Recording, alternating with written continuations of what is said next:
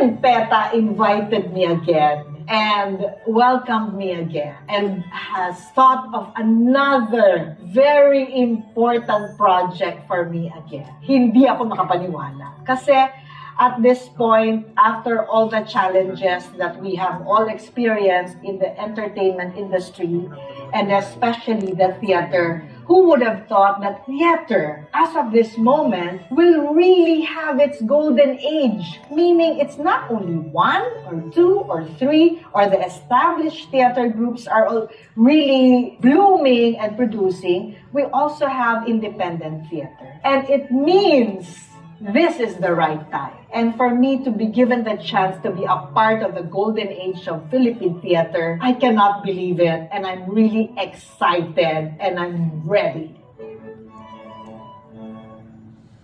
Para sabihin mo na gagawin ko ulit yung ang babae sa septic tank is really out of this world. Because ang babae sa septic tank, like Kimidora, from the same creator, by the way, Chris Martinez, I think is my legacy. I think this is the role that has an impact not only to the audience today, but especially yung tumanda na kasama ng septic tank. So kung ano yung naramdaman nyo na, ay, septic tank? Yes, it's familiar. Eh, how much more ako?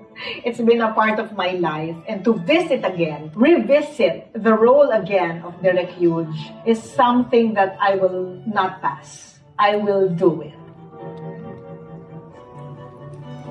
Excited kami ni Maribel Legarda, ni Derek. Matagal na kami magkakilala, matagal na akong humahanga sa mga trabaho niya. Pero ngayon lang kami nagkaroon ng chance. Sabi ko nga sa kanya, syempre the perfect material is waiting. At ito yon. With all due respect sa mga direktor na who passed on, siya lang talaga yung naiisip kong perfect director nitong Septic Tank Live. Si Chris Martinez kasi, nasusundan niya talaga yung development ko rin as a person. So, hindi mahirap para sa amin na maging authentic because we know each other very well. And we agree on each other when we say, hindi tayo dapat mawala sa sistema. So, ito ba? Ito ba uso ngayon?